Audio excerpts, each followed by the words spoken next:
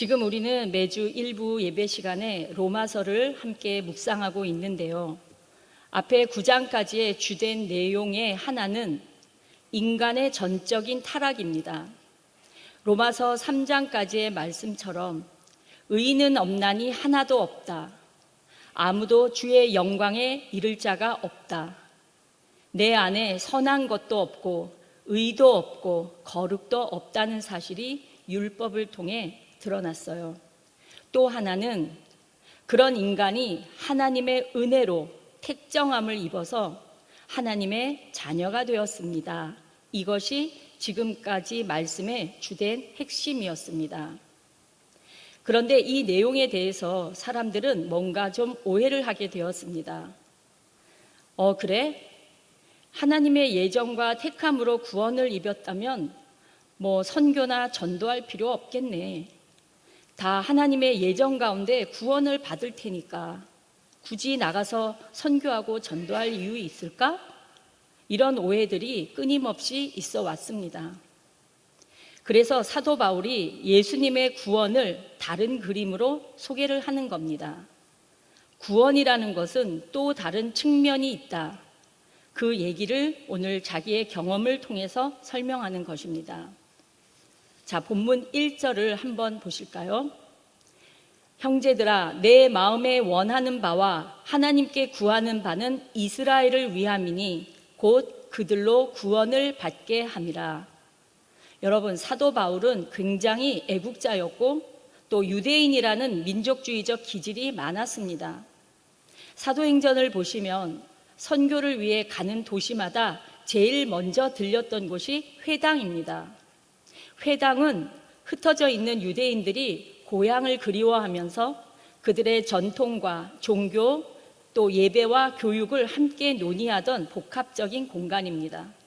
그래서 그곳에서 예배를 드리고 말씀을 전하기도 하였죠.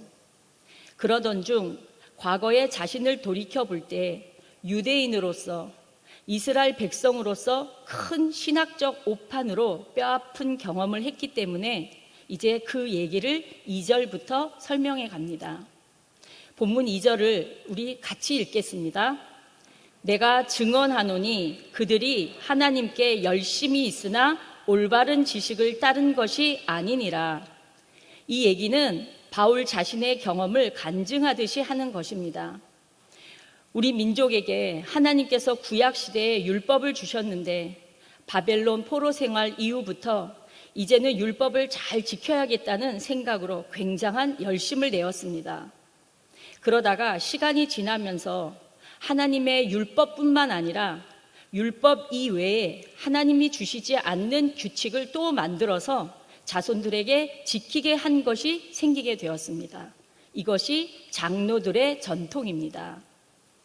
우리나라도 종친회가 강한 곳에 가보면 그들만이 가지고 있는 가래집이 있어서 제사는 어떻게 지내야 하고 절은 몇 번 해야 하고 하는 규칙이 있습니다. 이스라엘도 마찬가지입니다. 예를 들면 일반 성도님은 일주일에 한 번 금식을 하죠. 그러면 우리 구역장들은 적어도 2번은 해야 될 것이고 구역장이 2번이니까 그러면 장로는 최소한 3번은 하는 것으로 하죠.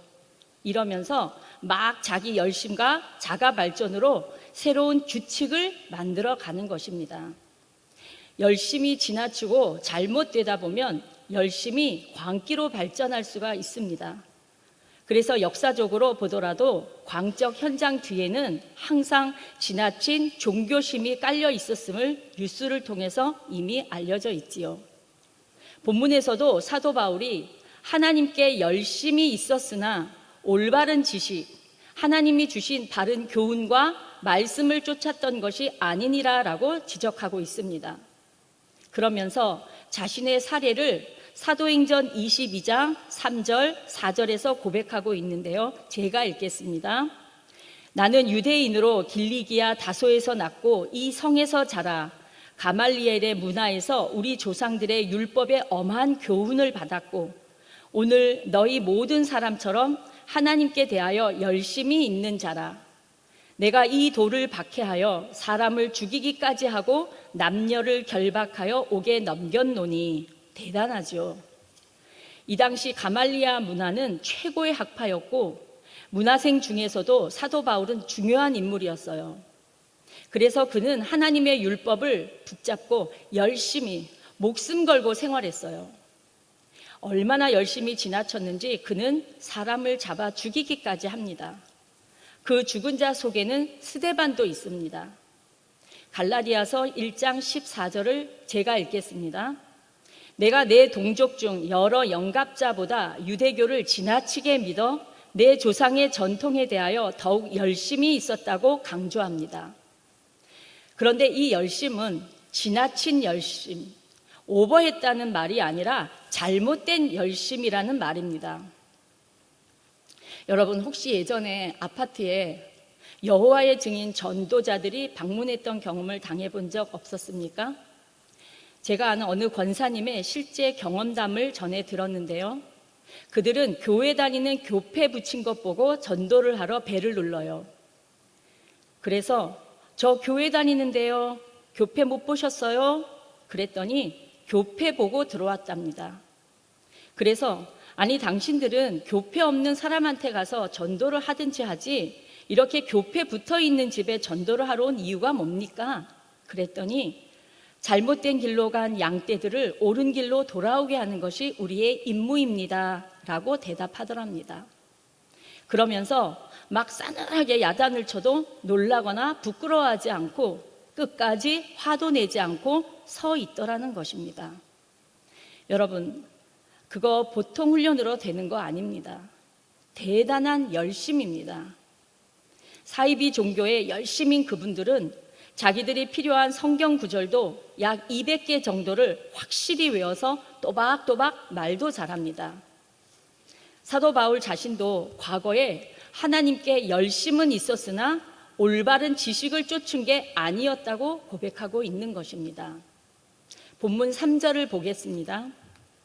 하나님의 의를 모르고 자기 의를 세우려고 힘써 하나님의 의에 복종하지 아니하였느니라. 바울이 스스로 돌아보니까 하나님의 의에 대한 올바른 지식을 모르고 행하였던 그 뜨거웠던 열심 전부가 나의 지식 속에 갇혀서 자기 의를 세우려고 하나님의 의를 힘써 복종하지 않았다고 고백합니다. 우리 교회를 얘기하는 건 아닙니다만 일반적으로 교회 안에서 문제를 일으키는 사람들이 되게 열심히 있는 사람들입니다. 열심히 없는 사람은 아예 관심도 없지요. 그런데 이 열심만 있는 사람들은 남의 말을 잘 듣지도 않고 그리고는 다른 사람 마음을 상하게도 하고 공동체 분위기를 깨고 일을 힘들게 만들고 어려움을 줍니다. 그 상처와 피해는 고스란히 공동체가 겪을 수밖에 없습니다. 사도 바울이 예수를 만나고 난 뒤에 보니까 자신의 부질없는 열심이 어떠했는가를 빌립보서 3장 6절에서 9절까지 고백해 봅니다. 제가 읽겠습니다. 열심으로는 교회를 박해하고 율법의 의로는 흠이 없는 자라. 그러나 무엇이든지 내게 유익하던 것을 내가 그리스도를 위하여 다 해로 여길 뿐더러 또한 모든 것을 해로 여김은 내 주 그리스도 예수를 아는 지식이 가장 고상하기 때문이라. 내가 그를 위하여 모든 것을 잃어버리고 배설물로 여김은 그리스도를 얻고 그 안에서 발견되려 함이니 내가 가진 의는 율법에서 난 것이 아니요 오직 그리스도를 믿음으로 말미암은 것이니 곧 믿음으로 하나님께로부터 난 의라. 과거 자기 모습이 열심으로는 교회를 박해하고 율법으로는 흠이 없는 자라고 했습니다. 지킬 수 있는 율법 조항 다 지켰다는 것입니다. 어마어마한 얘기입니다. 그런데 율법에 그렇게 열심이었던 바울이 그리스도 예수를 만나고 나서 보니 그렇게 열심히 살았던 모든 율법적 종교적인 열심이 자기 의였다는 것을 깨닫게 되었습니다. 그래서 주님을 만나는 순간 모든 것을 해로 여기고 배설물로 여기고 다 버렸습니다. 예수님을 만나고 보니 내 삶에 정말 필요한 것은 하나님께로부터 온 주님이 주시는 의라는 올바르고 고상한 지식을 알았기 때문입니다. 그래서 오늘 본문 4절입니다. 그리스도는 모든 믿는 자에게 의를 이루기 위하여 율법의 마침이 되시니라. 사랑하는 성도 여러분, 지금 예수 그리스도께서 모든 믿는 자에게 의를 이루기 위하여 율법의 마침이 되셨다고 합니다. 여기서 율법의 마침이 되었다는 말은 두 가지로 이해하셔야 되는데요. 첫째는 완성이 되었다는 말입니다. 헬라어로 텔로스라고 하는데 완성되었다는 뜻입니다.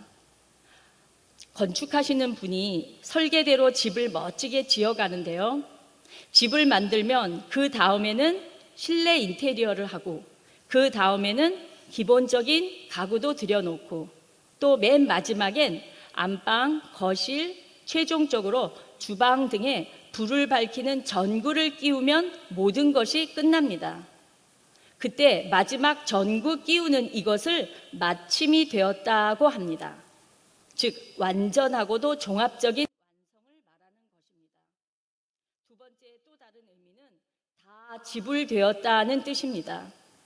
우리가 물건을 사고 파는 거래 과정에서 내가 물건을 갖고 그 값을 돈으로 다 지불하면 다 지불되었습니다 라고 확증할 때 그 말이 테텔레스타이라고 하죠.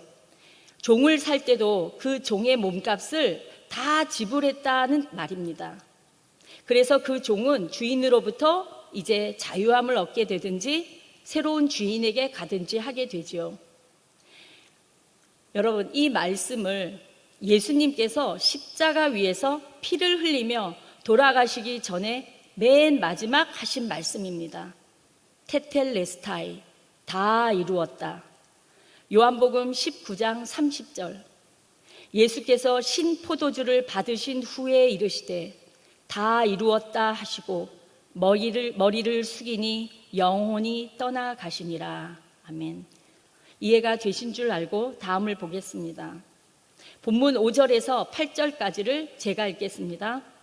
모세가 기록하되 율법으로 말미암는 의를 행하는 사람은 그 의로 살리라 하였거니와 믿음으로 말미암는 의는 이같이 말하되 내 마음에 누가 하늘에 올라가겠느냐 하지 말라 하니 올라가겠느냐 함은 그리스도를 모셔 내리려는 것이요 혹은 누가 무저갱에 내려가겠느냐 하지 말라 하니 내려가겠느냐 함은 그리스도를 죽은 자 가운데서 모셔 올리려는 것이라. 그러면 무엇을 말하느냐? 말씀이 내게 가까워 내 입에 있으며 내 마음에 있다 하였으니 곧 우리가 전파하는 믿음의 말씀이라. 본문을 이해하시기가 조금 어려우시죠? 그래서 원래 모세가 쓴 신명기 말씀을 보겠습니다. 자막을 보시면 좋겠습니다. 신명기 30장 11절부터 13절까지를 우리 함께 읽어보겠습니다. 내가 오늘 네게 명령한 이 명령은 네게 어려운 것도 아니요 먼 것도 아니라 하늘에 있는 것이 아니니 내가 이르기를 누가 우리를 위하여 하늘에 올라가 그의 명령을 우리에게로 가지고 와서 우리에게 들려 행하게 하랴 할 것이 아니요 이것이 바다 밖에 있는 것이 아니니 내가 이르기를 누가 우리를 위하여 바다를 건너가서 그의 명령을 우리에게로 가지고 와서 우리에게 들려 행하게 하랴 할 것도 아니라. 자, 여기에서 11절에 이미 결론적으로 율법은 쉬운 것이고 율법은 멀리 있지 않고 가깝다는 말씀을 합니다. 그래서 그 율법은 가까이 있기 때문에 하늘 위로 가거나 바다 밑에 가서 가져오지 않아도 된다는 말입니다. 지금 바울이 이 모세의 가르침을 인용하는 이유는 이스라엘 백성들은 그 율법을 지키기 위해서 엄청난 열심과 특심을 다 하고 있지만 아무리 노력해도 그 율법에 이를 자가 없다는 것입니다. 그래서 이미 의인은 없나니 하나도 없으며 그래서 하나님의 영광에 이를 자가 없다고 그렇습니다. 새로운 율법과 규례가 주어지면 주어질수록 그것을 지킨다는 것이 어렵다는 사실만 확인해 가는 것입니다. 그런데 오늘 모세는 그 말씀은 내게 매우 가까워서 내 입에 있으며 내 마음에 있은즉 내가 이를 행할 수 있느니라고 했고, 이 말을 사도 바울이 그대로 인용해서 설명합니다. 오늘 본문 로마서 10장 8절을 다시 넘겨서 제가 읽겠습니다. 그러면 무엇을 말하느냐? 말씀이 내게 가까워 내 입에 있으며 내 마음에 있다 하였으니 곧 우리가 전파하는 믿음의 말씀이라. 신명기 말씀과 정확히 똑같은 이야기를 하고 있습니다. 말씀이 가깝다는 구절을 기억하시고, 우리가 잘 아는 성경 구절을 제가 하나 더 읽어드리겠습니다. 요한복음 1장 12절, 영접하는 자, 곧 그 이름을 믿는 자들에게는 하나님의 자녀가 되는 권세를 주셨으니.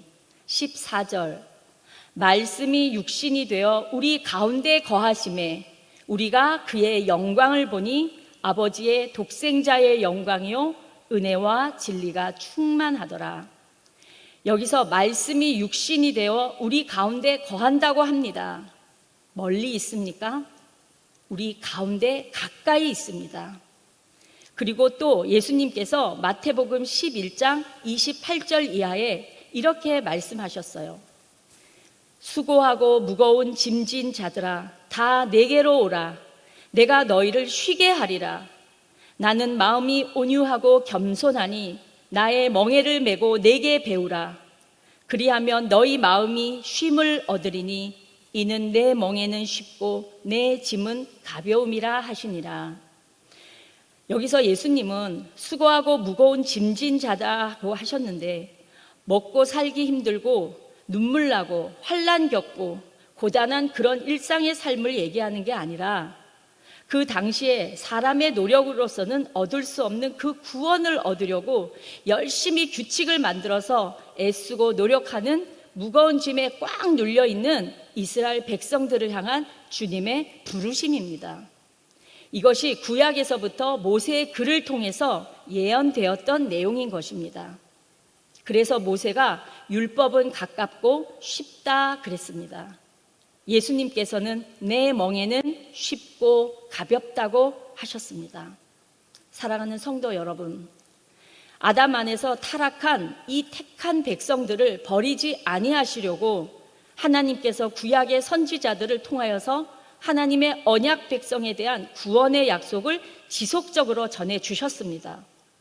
하나님의 구원의 약속, 메시아가 오실 것이라는 언약의 말씀을 선지자들은 마치 릴레이 개주하듯이 언약이라는, 약속의 말씀이라는 바톤을 들고 계속 전해주었습니다. 그러다가 때가 참해 요한복음 1장 14절, 말씀이 육신이 되어 우리 가운데 거하심에 우리가 그의 영광을 보니 아버지의 독생자의 영광이요 은혜와 진리가 충만하더라. 그 말씀이 약속대로 우리 가운데 오셨습니다. 그분이 바로 예수 그리스도이십니다.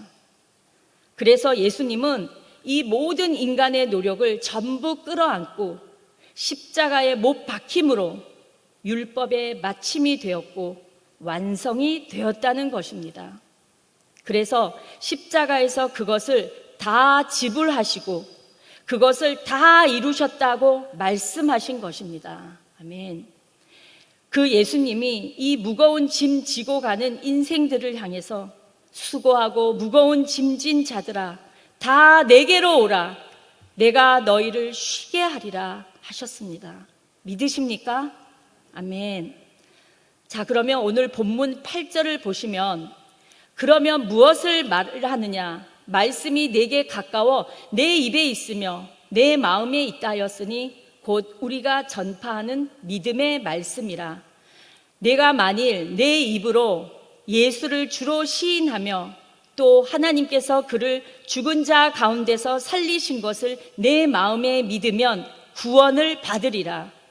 사람이 마음으로 믿어 의에 이르고 입으로 시인하여 구원에 이르느니라. 8절에 곧 우리가 전파하는 믿음의 말씀이 누구시라고요? 예수 그리스도이십니다.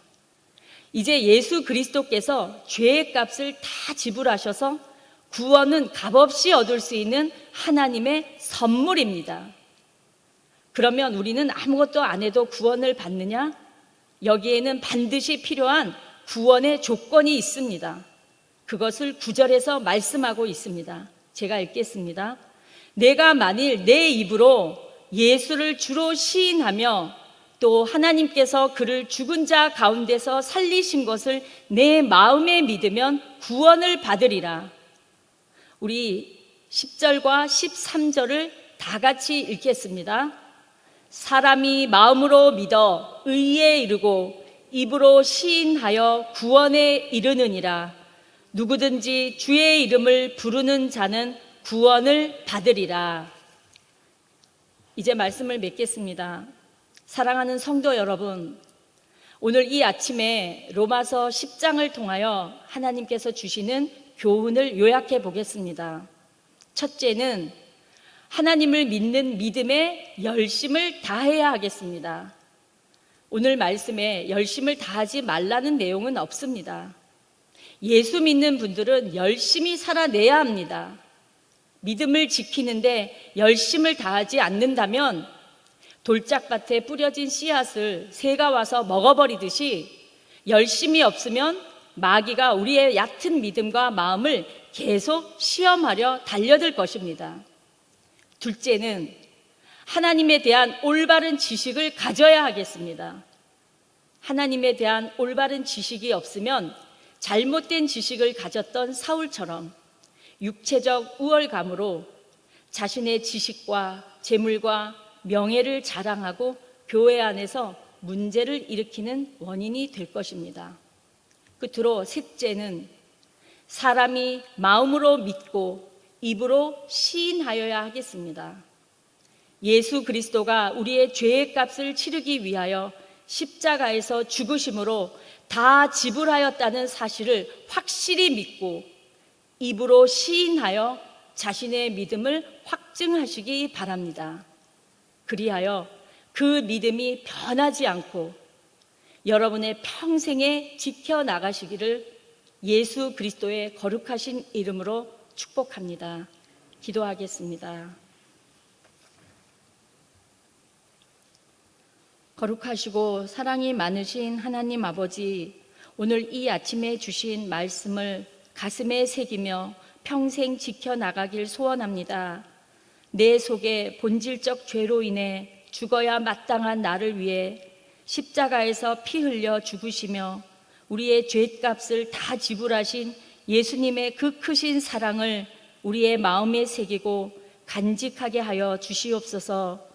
하나님께서 우리 각자에게 주신 그 성품과 능력을 지혜롭게 사용하여 주님의 몸된 교회를 섬길 수 있도록 인도하여 주시옵소서. 오늘도 내일도 가정에서나 직장에서나 오직 예수 그리스도의 제자된 삶을 살아갈 수 있도록 저희를 인도하여 주시옵소서. 지금도 살아계시며 우리를 구원하신 예수 그리스도의 이름으로 기도합니다. 아멘.